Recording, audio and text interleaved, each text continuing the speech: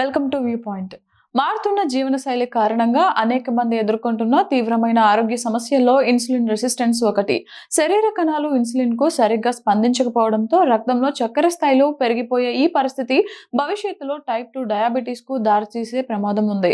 అయితే సరైన ఆహార నియమాలు పాటించడం ద్వారా ఈ సమస్యను సమర్థంగా అధిగమించవచ్చని ఆరోగ్య నిపుణులు సూచిస్తున్నారు. ఇన్సులిన్ నిరోధకతను తగ్గించే కొన్ని సూపర్ ఫుడ్స్ వివరాలను ఓసారి పరిశీలిస్తే ఆహారమే ఔషధం అనిపిస్తుంది. నిపుణుల ప్రకారం ఈ సమస్యను నియంత్రించడానికి సమతుల్య ఆహారం తీసుకోవడం అత్యంత ముఖ్యం. వారు సూచించిన ఆహార ప్రణాళికలో ప్రధానంగా 4 రకాల పదార్థాలు ఉన్నాయి.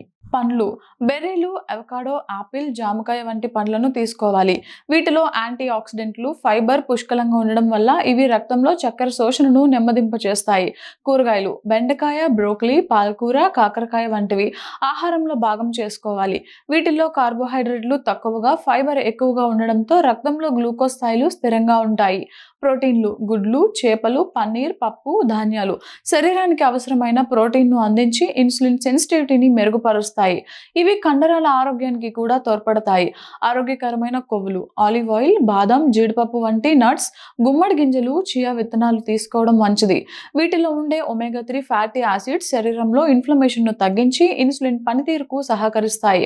కేవలం మందులపై ఆధారపడకుండా పండ్లు, ఆకుకూరలు, ప్రోటీన్లు, ఆరోగ్యకరమైన కొవ్వులతో కూడిన ఆహారాన్ని రోజు తీసుకోవడం ద్వారా ఇన్సులిన్ నిరోధకతను నియంత్రించవచ్చు.